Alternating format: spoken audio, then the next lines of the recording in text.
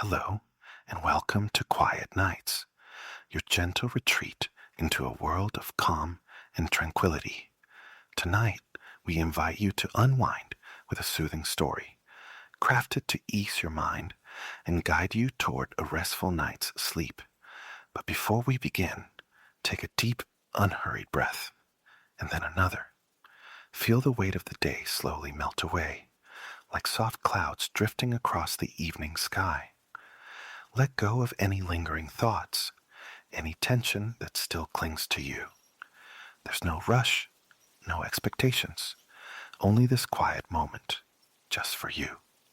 As you listen, let the rhythm of the words lull you into a state of peaceful relaxation. Now close your eyes, settle in, and let the whispers of the night carry you away. Welcome to Quiet Nights.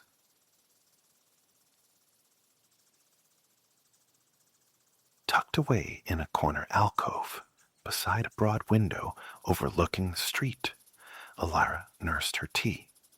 The late afternoon sky possessed a sullen disposition, the coastal Maine autumn asserting its rapid claim on daylight. Today, that brevity felt absolute, compounded by bruised clouds galloping overhead. A premature twilight had already tricked some street lamps along the thoroughfare into flickering awake, their hesitant glow piercing the gloom. Inside the bakery, however, a world away from the blustering chill, warmth reigned. Closing time loomed, yet the air remained thick with the comforting ghosts of coffee and just-baked bread. The space was nearly deserted, save for a straggler or two, collecting last-minute provisions. A woman hurried out, clutching a box of delicate cookies, perhaps destined for an intimate supper party. Periodically, the espresso machine sighed a steamy breath, contributing its mechanical heat to the cozy atmosphere. Alara gazed through the rain-streaked glass at the Main Street facades, their lights shimmering against the deepening shadows. A town-wide contest seemed underway, judging by the whimsical scarecrows propped in sheltered doorways, straw sentinels garbed in festive attire, guarding against the encroaching Halloween spirit. They looked entirely at ease amidst the miniature cyclones of fallen leaves swirling in their alcoves, remnants of October's final surrendered foliage. This coastal stretch was familiar territory, first explored during summer months when Ilara delved into the lore of the Rockland Breakwater Light. A devotee of phrenology her entire life, she'd spent intermittent months tracing Maine's coastline, visiting its storied beacons.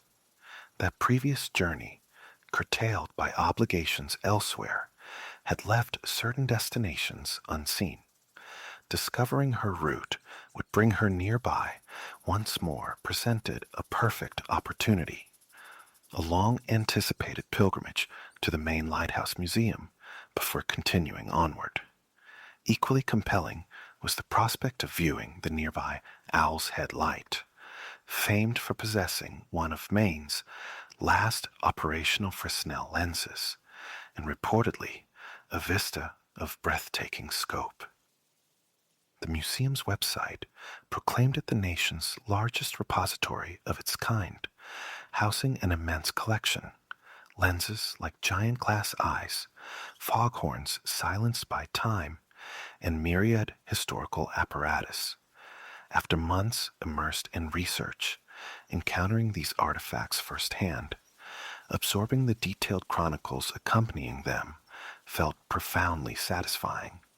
Scale models of renowned lighthouses, structures she'd studied or stood before, evoked a pleasant sense of recognition. Yet, as always, it was the narratives of the keepers, their families, their unwavering dedication that resonated most deeply. She had lingered far longer than planned, adrift in the exhibits, enveloped in a blissful solitude afforded by the departed tourist season. In hindsight, her timing was impeccable. Emerging from the museum's quietude into the wind-lashed streets had been jarring. Thus, she'd sought sanctuary here, in the bakery's welcoming embrace. Her lodging for the night, an inn further down the peninsula, wasn't ready for check-in. A cup of sweet, milky tea provided the ideal pretext to linger in this charming local haven before venturing out again. The bell above the bakery door chimed brightly as a final customer, exchanging farewell waves with the staff, slipped out into the raw October air. Shaking off her reverie, Alara knew her own departure was imminent. She took another sip of tea and retrieved a small, leather-bound notebook from her satchel. Intending to refresh her memory on the essential details of Owl's Head Light before tomorrow's visit. She nodded, scanning the concise list. Commissioned in 1825 under President John Quincy Adams's approval, positioned strategically on a peninsula thrusting into Penobscot Bay, just east of Rockland. Like many Maine contemporaries, Owl's Head was initially constructed of rubble stone, a frugal choice no doubt, but its swift deterioration necessitated a sturdier brick rebuild in 1852. The tower itself was surprisingly diminutive, a mere 30 feet tall, yet perched atop a bluff nearly 100 feet above the waves, its beam carried far across the bay. The modest fourth-order Fresnel lens, installed post-renovation, proved sufficient, casting its light approximately 18 miles over the water. Hilaire recalled from previous lighthouse explorations that Fresnel lenses vary dramatically in scale. This was certainly not among the giants.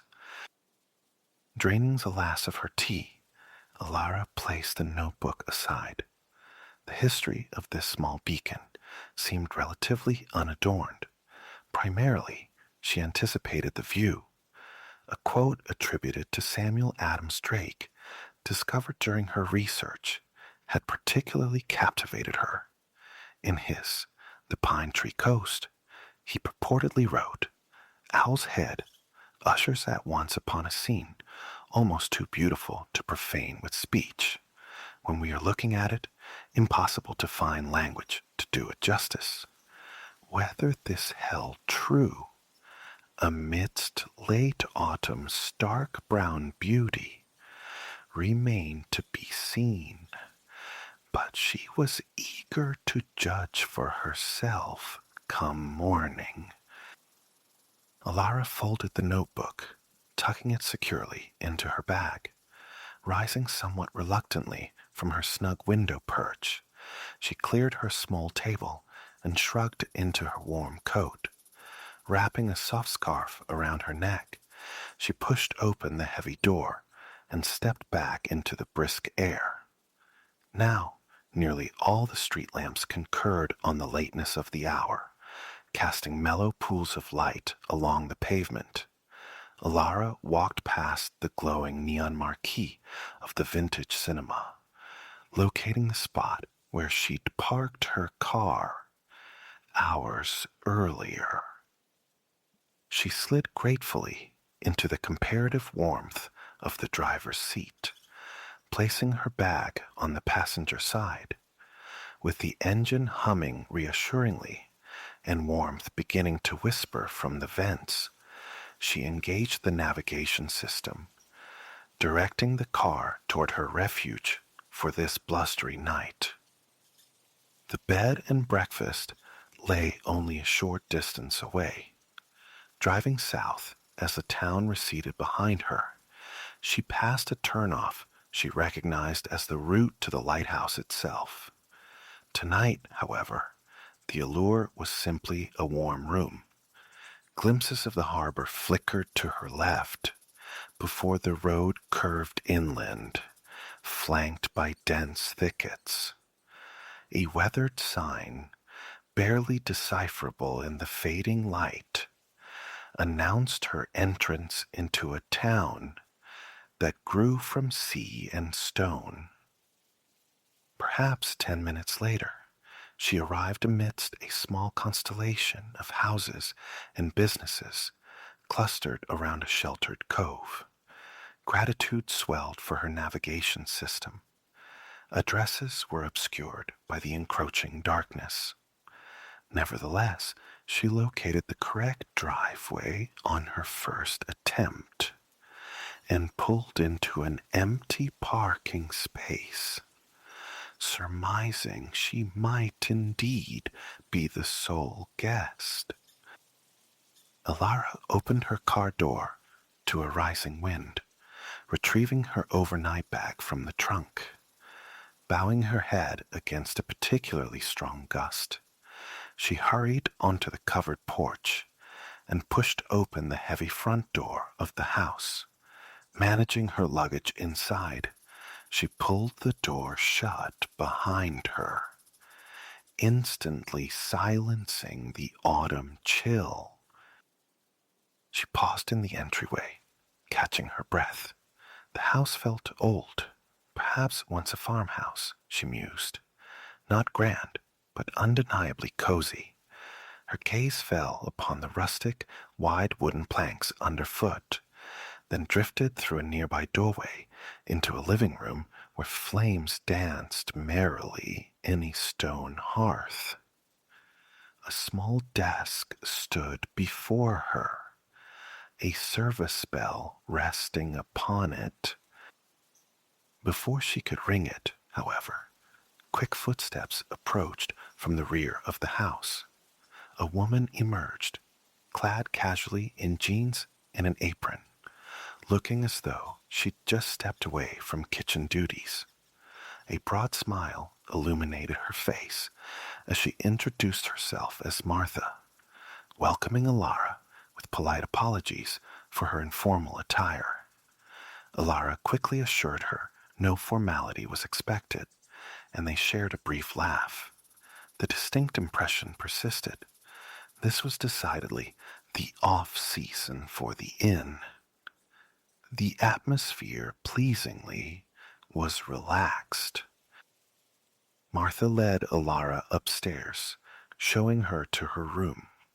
"You're our only guest tonight," she explained, "so I gave you the big room with the pretty view."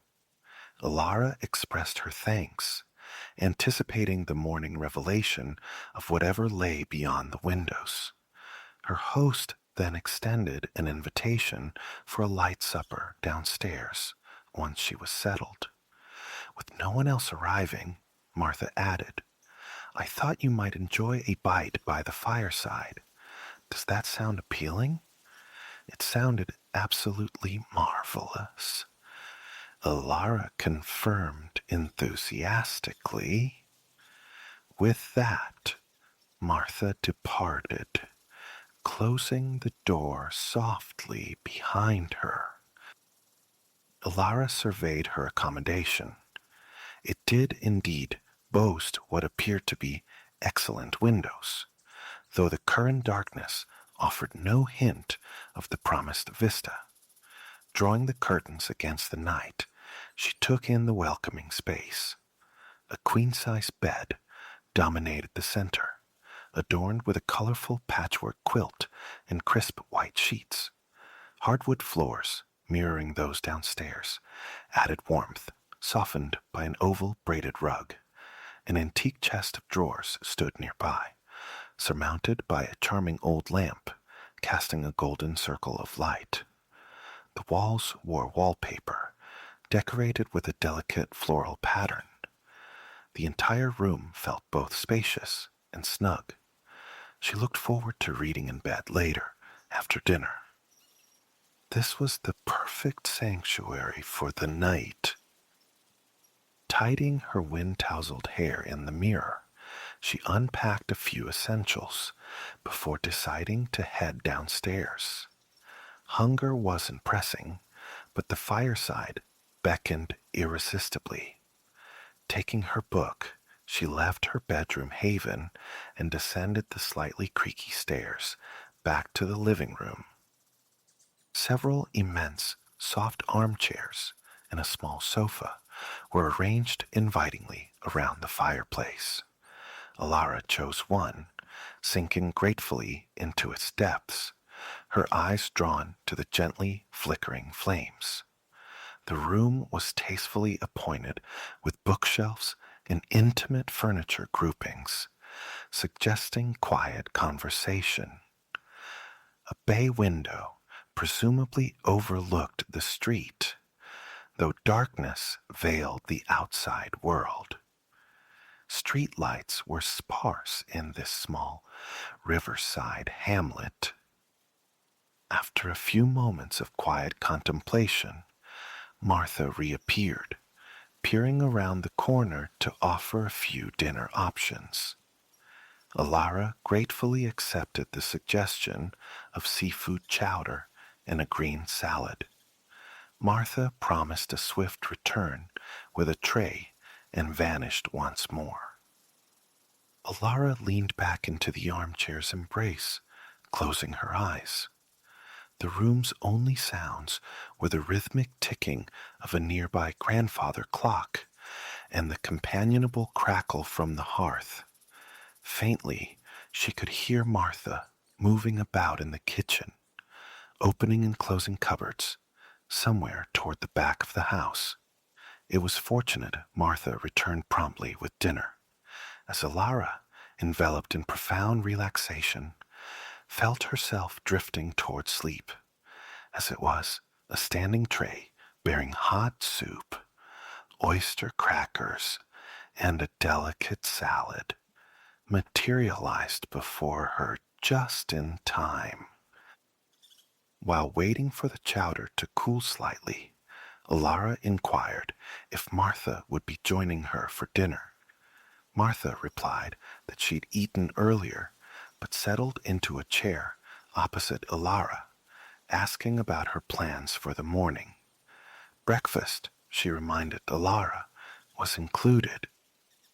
In discussing the morning meal, Alara mentioned her intention to visit the lighthouse, expressing hope for cooperative weather. Martha nodded approvingly, affirming the trip's worthiness. Of course, this time of year, you'll only see the exterior, Martha cautioned. No tours running tomorrow. She paused, then added with a twinkle in her eye, but the legends are truly the best part. Ilera paused, spoon hovering mid-air, an eyebrow raised. Legends, she echoed. Such as? Martha leaned forward, her expression animated.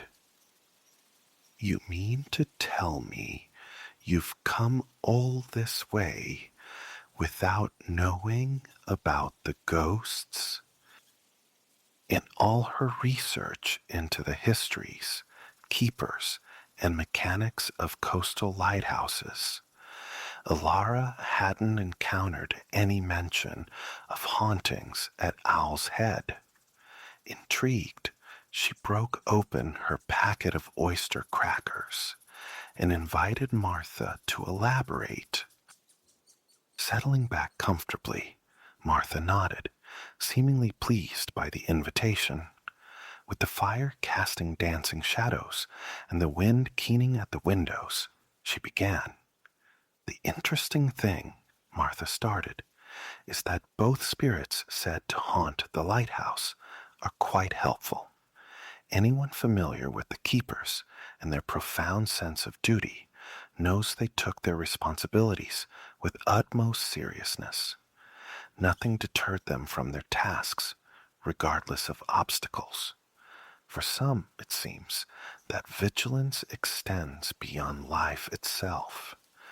Two benevolent entities are said to still watch over Owl's Head Light. The first is believed to be a former keeper, though his exact identity remains uncertain. Alara realized she was poised again, a spoonful of chowder halfway to her lips as Martha paused. She finished the bite, momentarily distracted by the chowder's exquisite flavor.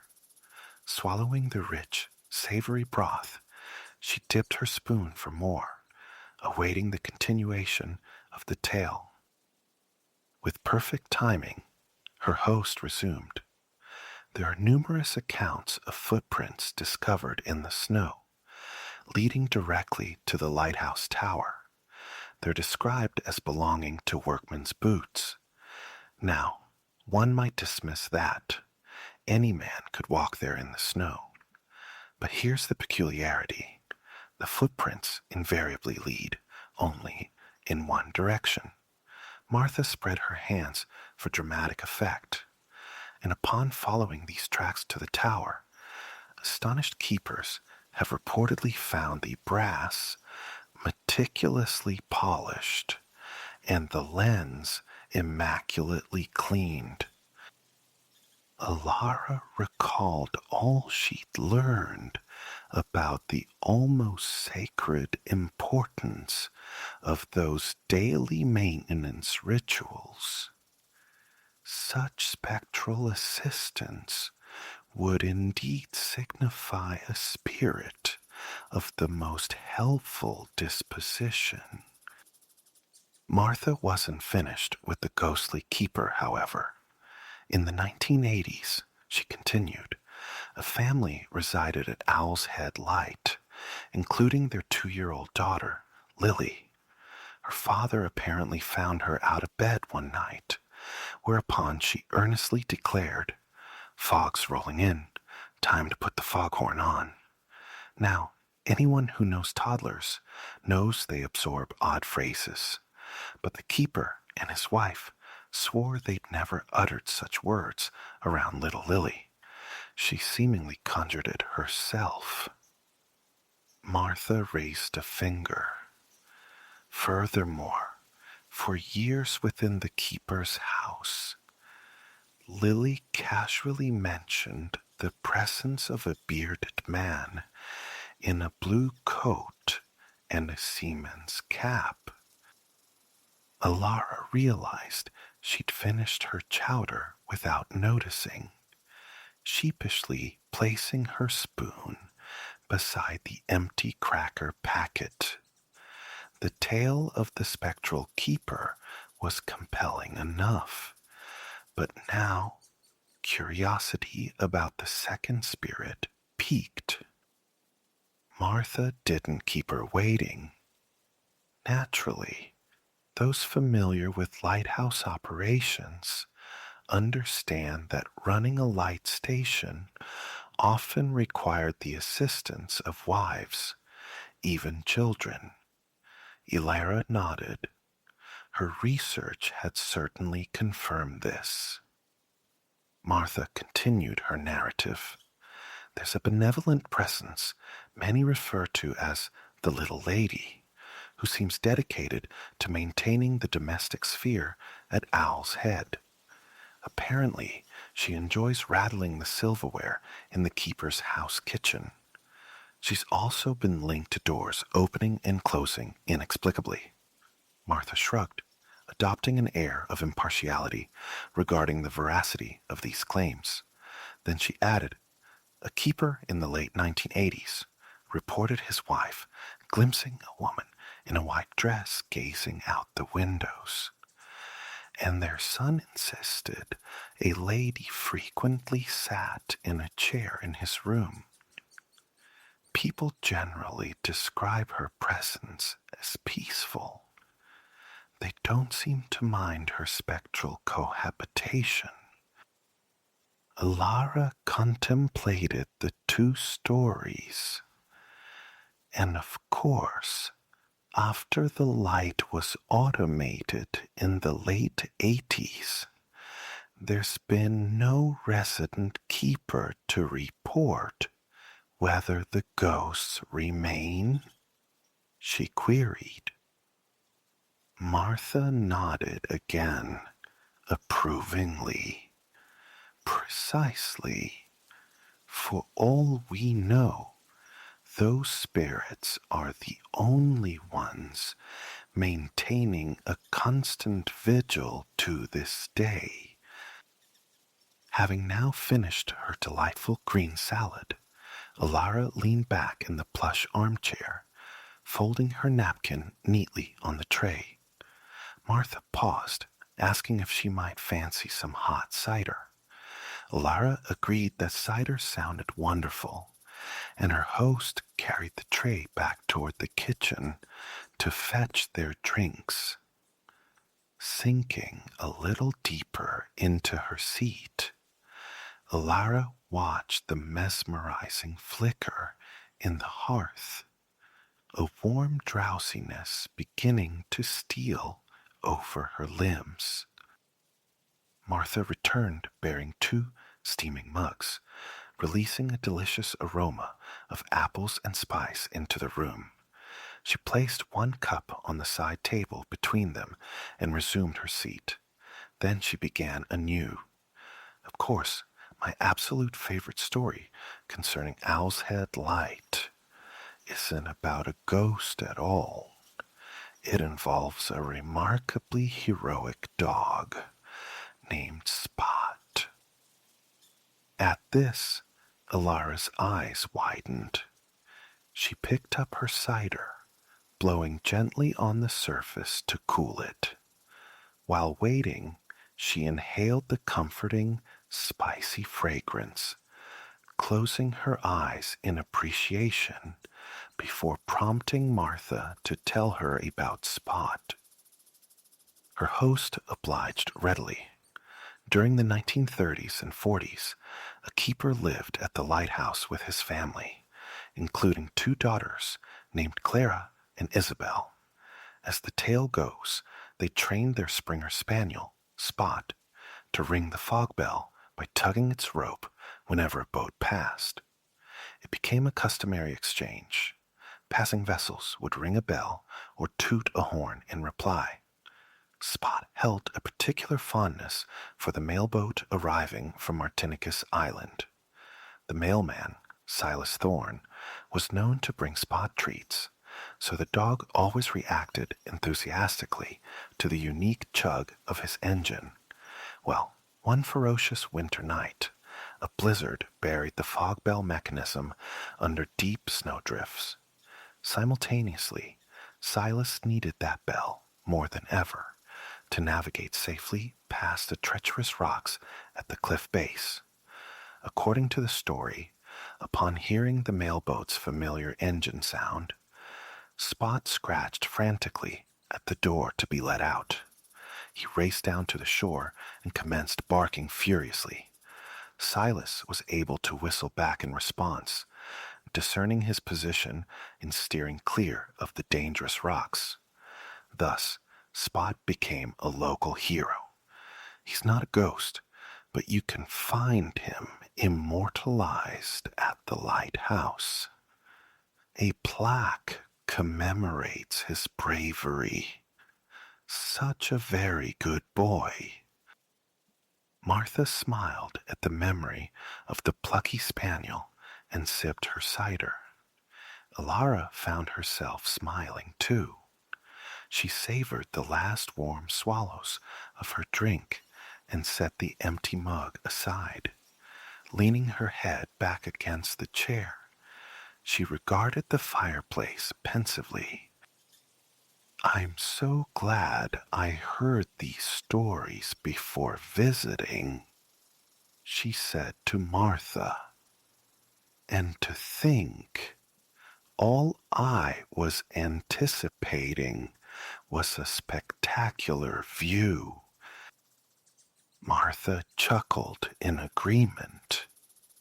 You'll likely have the place entirely to yourself this time of year, she remarked. You can visit Spot's Memorial in peace, and the weather forecast looks promising for tomorrow. Both women glanced toward the nearby window panes, which rattled intermittently with the wind's insistence.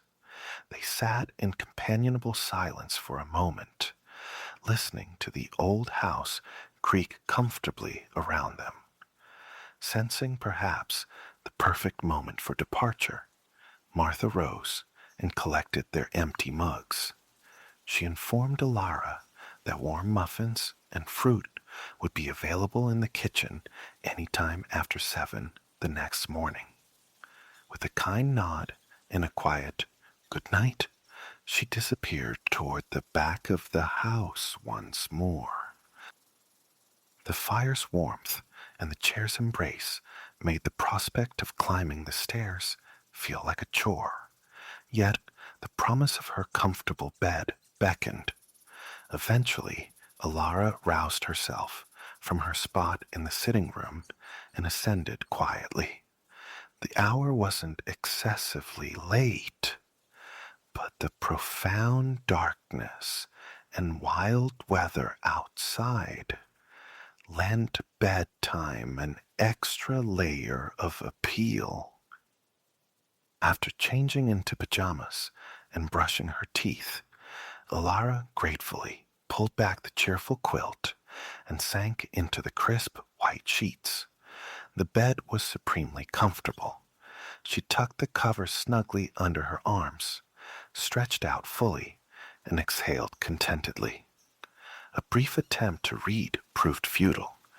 The words quickly blurred before her weary eyes. Within minutes, she surrendered the effort to remain awake. Switching off the lamp, she drifted away on a tide of dreams, lulled into slumber by the gentle percussion of tree branches tapping against the window pane. That night, Alara dreamt vividly of her impending visit to the little white sentinel of Owl's Head Light. In the realm of sleep, she awoke to a sun-drenched autumn morning. Her dream window revealed a glittering river flowing toward the Gulf of Maine, visible beyond the sleeping village. Sunlight performed a merry ballet upon water, bluer than any she had ever witnessed. In this luminous dream state, she descended to the sun-filled farmhouse kitchen, discovering a basket brimming with warm, crumbly muffins, accompanied by a steaming mug of coffee.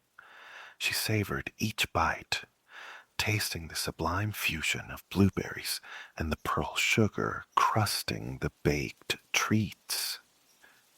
Coffee steam mingled with sunbeams slanting across the kitchen table, fortifying her against the imagined crispness of the autumn air awaiting outside. Then, as dreams often dictate, she was instantaneously transported to her car, luggage neatly stowed. She found herself driving along a winding road northward toward Owl's Head State Park. Dense stands of trees slipped past on either side, resilient evergreens interspersed with deciduous trees, clinging to the last vestiges of their rusty orange autumn foliage. The sun, finding new pathways through the increasingly bare branches, reached eagerly downward, staking its claim for the winter months. As she drew nearer her destination, the harbor waters sparkled to her left, small boats purposefully chugging away from the town on their daily errands. And then she had arrived.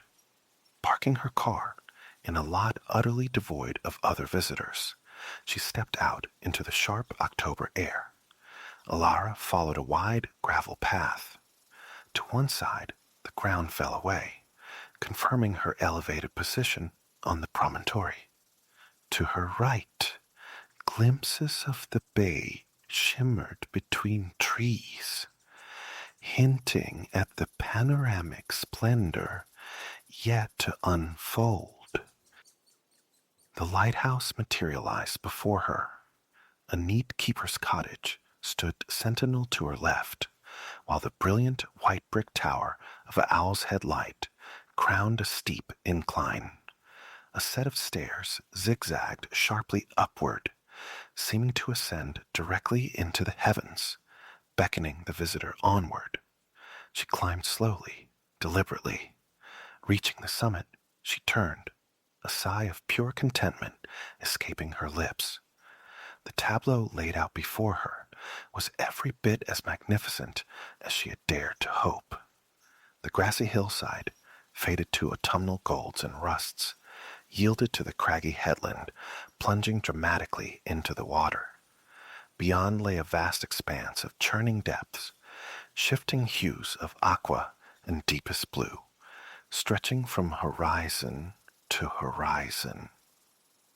In the distance, dissolving morning mist unveiled hazy land masses. Were they peninsulas? Islands? Ilara couldn't be certain. What she knew with unshakable certainty was this. In that breathtaking, crystalline moment, enveloped by the bracing, salt-laced breeze, she was becoming intrinsically woven into the enduring tapestry of Owl's Head's history.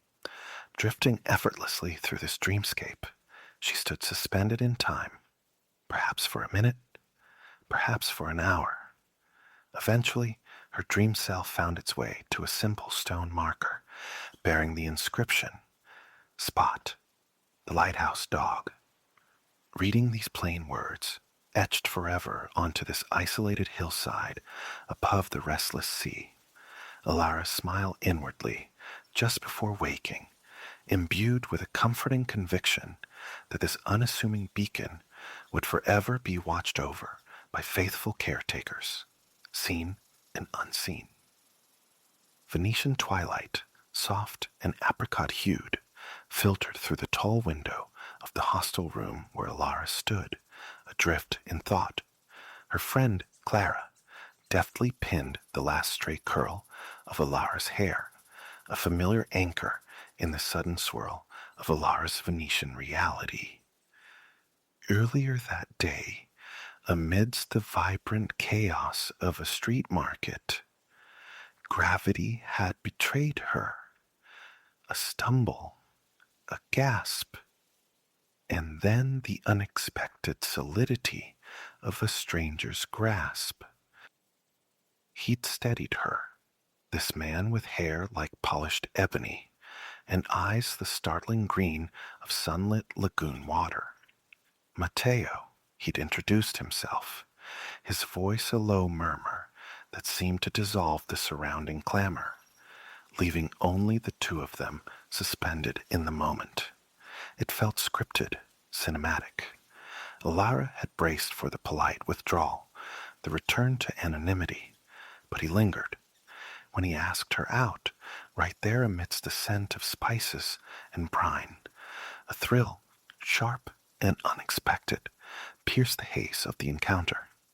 Words tumbled out, an affirmative echoing her own astonishment, followed by the impulsive suggestion of tonight. A slow grin spread across Matteo's face before he requested her number. And just like that, a date materialized in the city, woven from romance and water. Venice. For Alara, the name itself was an incantation, whispered since childhood. She recalled the first grainy photographs, the impossible elegance of Gothic facades rising sheer from the canals, the promise of gliding through liquid streets. It seemed less a city, more a collective dream, rendered in stone and water.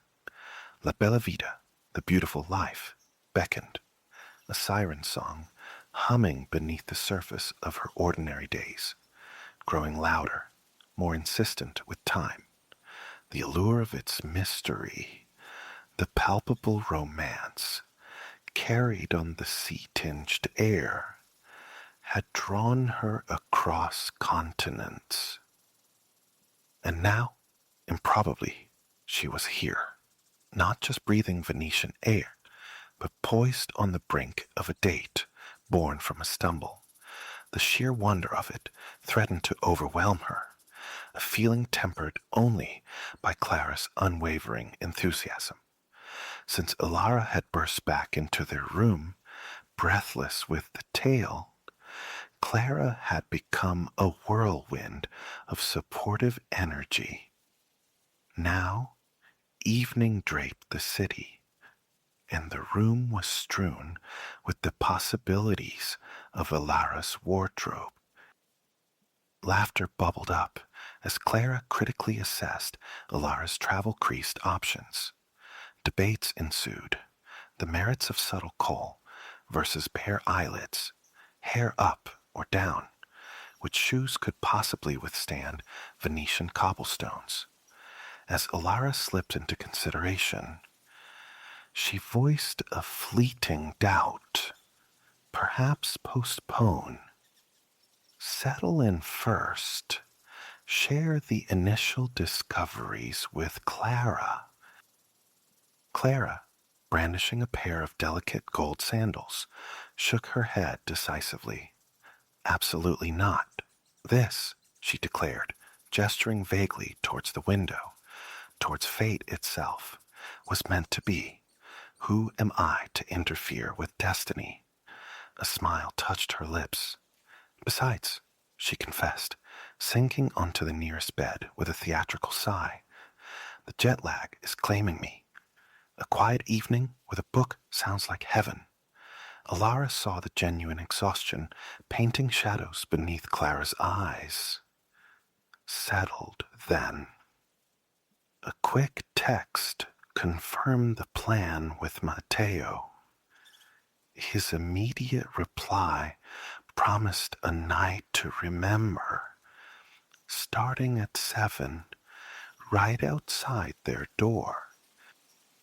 A warm hug conveyed Ilara's gratitude. Catching her reflection, she admired Clara's handiwork with her hair, the way it framed her face. The simple teal silk dress she wore, almost left behind in the packing frenzy, now felt preordained, its color echoing the deeper waters of the canals, complementing her fair hair and warm brown eyes. She felt transformed, a storybook princess embarking on an enchanted quest. The dress was perfect, understated elegance. The shoe dilemma resolved itself with practicality. Strappy heels surrendered to the gold sandals, grounded yet gleaming. Venice demanded exploration on foot, demanded the freedom to lose oneself in labyrinthine alleys, and cross countless bridges without a second thought for aching arches. A glance at the clock sent her towards the door. Purse retrieved, a wave, and a promise to recount every detail tossed back at Clara, who was already burrowing under the covers. Ilara stepped into the hallway. The click of the door sealed the quiet intimacy behind her. Down the stairs she went, anticipation fluttering in her chest. Would he be there? Passing through the reception, a warm smile from the hostel owner met hers. His infectious cheer mirrored the disposition of everyone she'd encountered. Living in such beauty, she mused, must surely cultivate perpetual goodwill. Exiting the hostel felt less like stepping outside and more like slipping through a tear in time. No cars snarled, only the soft scuff of pedestrian footsteps echoed between buildings, past the shuttered stalls of the Rialto market. By day, this artery pulsed with life, fishmongers hawking their glistening catches, pyramids of vibrant produce scenting the air. Now, an evening hush had settled. The relative quiet made him easy to spot, and there he stood, a silhouette against the ochre walls. A vibrant splash of crimson and blush roses clutched in his hand. Matteo, looking undeniably dapper. Happiness surged, bright and effervescent. Their greetings tumbled out simultaneously, a nervous overlap that dissolved into shared laughter. He presented the bouquet, its fragrance intoxicating as Alara buried her face in the blooms. An easy choice, Matteo murmured, his gaze appreciative, for someone with such a beautiful name. As beautiful as its owner. He offered his arm, a gesture both courteous and grounding. Together they began to walk, his voice a melodic current, weaving tales of his city. Alara found herself captivated, thinking she could listen to its lilting cadence forever. Venice, he began, his tone infused with pride, rests within a crescent lagoon, built upon more than 100 islets, knit together by some 400 bridges. He explained the absence of roads, the intricate web of 150 canals feeding the majestic Grand Canal, which snaked through the city's heart like a silken S, its deep blue, a striking contrast to the terracotta rooftops. Perhaps the only city on earth, he mused, where water dictates the primary mode of transit. The true magic, Matteo continued, gesturing towards the elegant facades flanking a smaller waterway, lies in how these canals, especially the Grand Canal, are lined with palaces from the Gothic and Renaissance eras. Every dome, every bell tower seems adorned with frescoes or intricate marble. His love for Venice was palpable, a tangible thing that heightened Alara's own eagerness. Tonight, he declared with a flourish, we explore its soul. Alara smiled. You're quite the guide, she observed. Arm in arm, they ambled onwards. Venice, Matteo affirmed, was undeniably a city for walking, but also for romance, particularly when experienced from the embrace of a gondola. He spoke of the iconic boat, its sleek black form a globally recognized symbol. Alara nodded. She'd traced its elegant lines in countless photographs. Nothing, Matteo insisted, compares to drifting through the canals at twilight, serenaded by the gondolier. Would she like to, after dinner? Ilara inquired, a conspiratorial wink. Already planned, he confessed. A visit isn't complete without it. As they navigated narrow back streets, the air grew thick with the tantalizing aromas of Italian cooking. Above, the sun began its descent, painting the sky in deep, vibrant fuchsia. Matteo pointed out ancient churches, their flanks clad in priceless marble, and tall, elegant merchant houses, testament to the maritime commerce that birthed Venetian wealth. Ilara gazed, mesmerized by the stacked, intricate architecture, the sheer verticality of even modest buildings. She had lost her bearings completely, adrift in a sea of historical significance and breathtaking sights. She knew only that their hostel lay near the Rialto market. Then ahead, a massive structure soared, illuminated by twinkling lights, spanning the water with three distinct walkways. A bridge, but instantly recognizable. Alara turned to Matteo, whose smile confirmed it. The Ponte di Rialto, he announced, one of the most famous bridges in the world. Alara simply stared, momentarily robbed of breath by its magnificent scale. Matteo recounted its history, the original wooden structure, replaced by Antonio da Ponte's 16th century stone marvel, a man aptly named Anthony of the Bridge, chosen over designs by luminaries like Michelangelo. Mesmerized, Alara followed him up the steps towards the bridge's bustling central apex. Reaching the balustrade, she gripped the cool stone, gazing out over the expansive sweep of the Grand Canal. This was the view, the postcard image brought to life, intensified.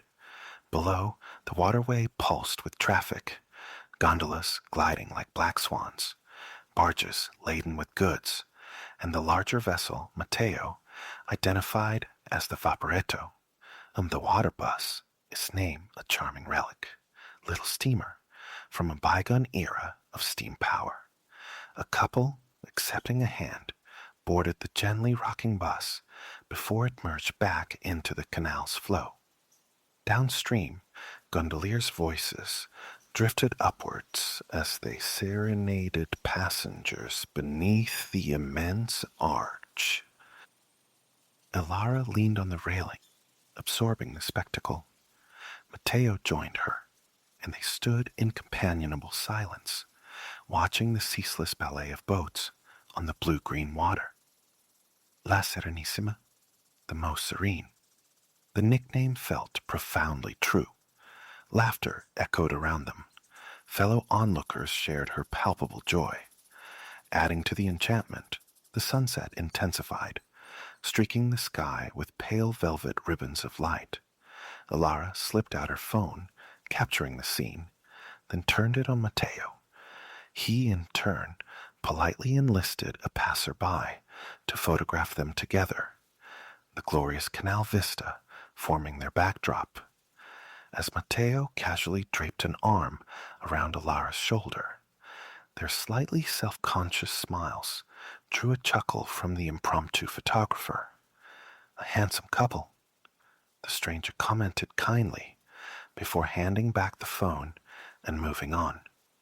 Matteo winked at Alara, snapping one last picture of her against the fading light, declaring it the best yet.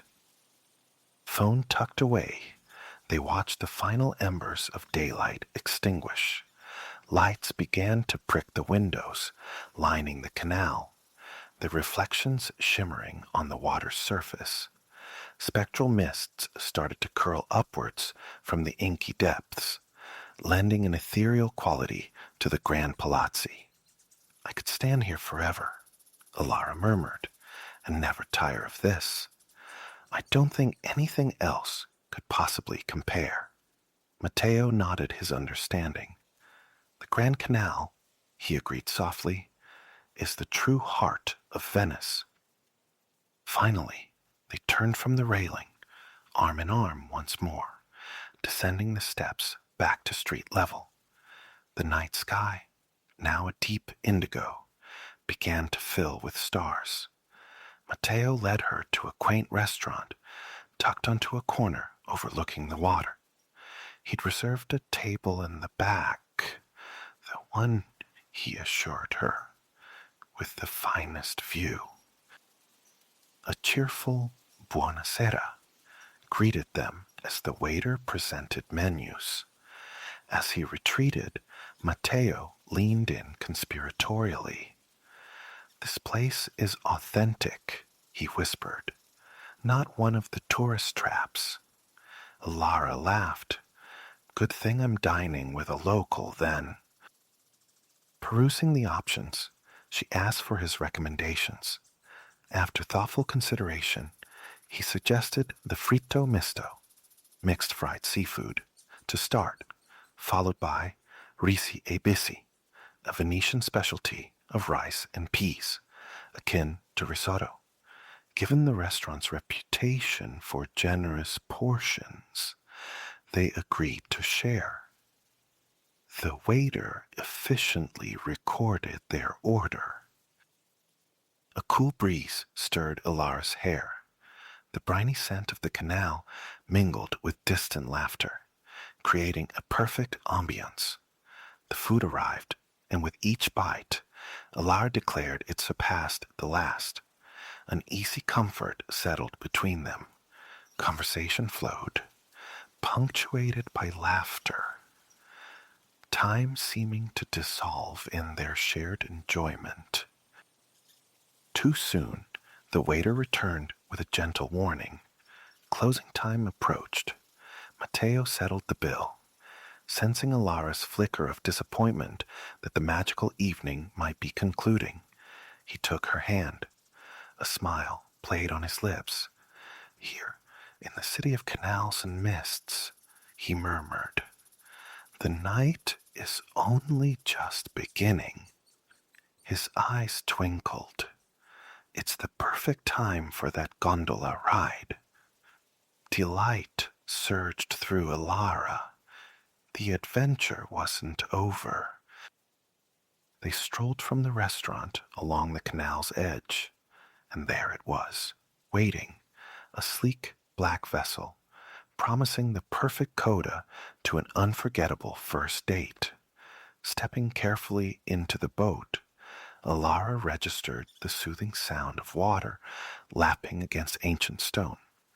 As they began to glide silently away from the fondamenta, the gondolier, true to Matteo's promise, began to sing, his voice a low, melodic thread weaving through the quiet night.